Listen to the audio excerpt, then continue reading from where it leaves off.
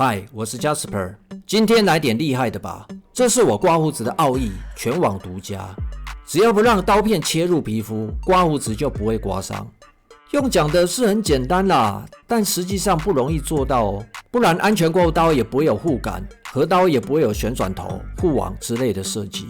但是这些都是被动的安全设计，就像汽车的安全气囊，只有安全气囊是不够的，发生车祸人还是可能会GG。我们应该要有主动的防御驾驶观念，从源头就杜绝车祸的可能。刮胡子的主动防御驾驶，就是我们要控制刀片压入皮肤的程度。讲人话，就是我们要精确控制手的动作幅度。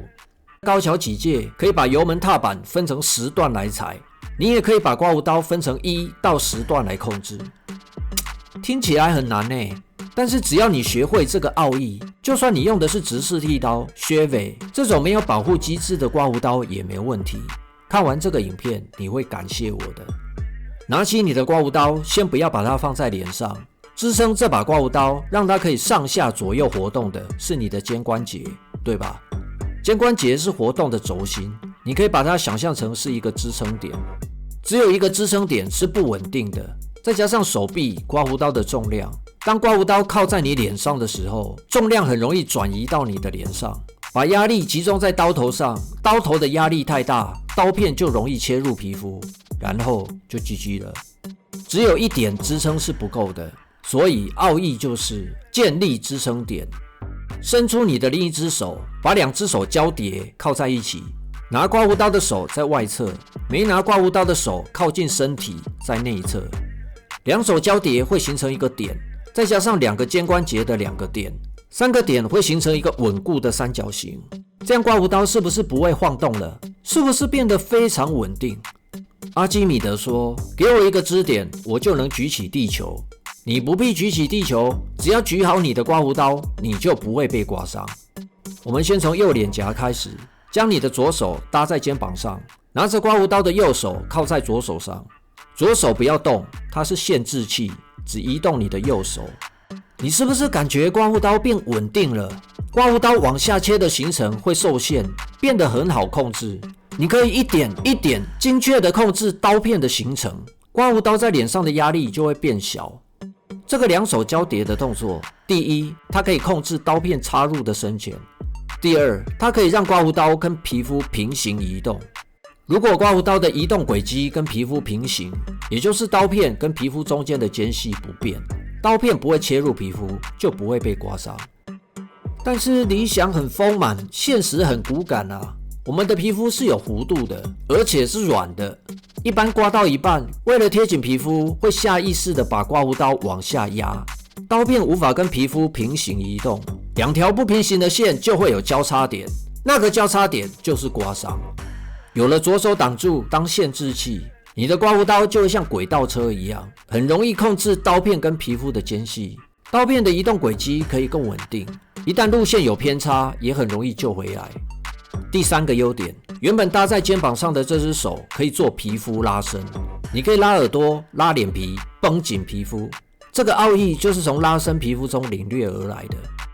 OK， 我们来刮左脸脸颊。之前我还是新手的时候，我都只用右手来刮胡子，因为用左手刮很难啊，光是摆个动作就很别扭了，还没形成肌肉记忆，试个几次就放弃了。但是刮胡刀要玩得溜，尤其是用直式剃刀，左右开弓是必要的。我们换成直式剃刀试试看，用左手拿刮胡刀，做双手交叉这个动作。他你的用左手刮胡子，怎么变得这么简单？这就是这个动作的第4个优点，它可以让你左右开弓，大大降低你的学习门槛。它可以帮助你快速的适应，形成肌肉记忆。就像小时候学习脚踏车会装2个辅助轮，当你习惯以后，就算你的双手不交叠，用左手刮胡子也会像右手一样自然，左右开弓就练成了。脖子区域一样让双手交叠，左手一样往下拉伸皮肤，改动一下交叠的位置，变成手腕交叠。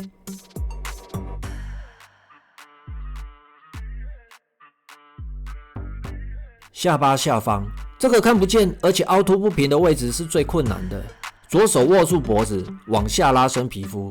只要你会这个技巧，就算是看不到的地方，你也可以盲刮。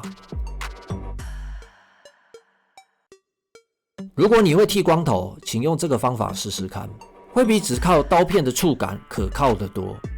下颚线，左手把皮肤撑开，配合下巴往前伸，前后左右拉伸皮肤。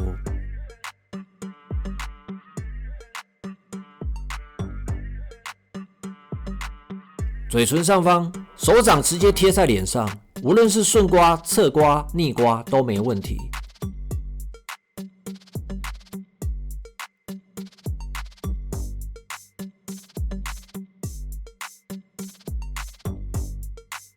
嘴唇下方，很多人这里选择直接逆刮哦，不过胡子太长，逆刮会拉扯，你要先用顺刮或侧刮把胡子削短，胡子变成一个点，再来逆刮。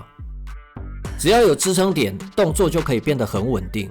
建立支撑点这个动作有其他的变形，你可以把左手托在右手下面，这样就变得很轻松，手也不会酸。如果你用的是直式剃刀，你可以像这样把手指头伸出来，把手指抵在皮肤上，它也可以变成支撑点。用手指当支撑点更好，支撑点可以随着直剃刀移动，始终保持刀片跟皮肤的间距。如果刮胡子也有流派，我会选这招当做流派的奥义，尤其是对付下巴下方这种看不到的地方，它内内的真是太好用了。试试看吧，好用的话记得留言告诉我。这招是我做梦梦到的。什么？你说还有没有其他好用的奥义？当然有啊！你影片都看完了，又不点赞，又不订阅，我干嘛要告诉你？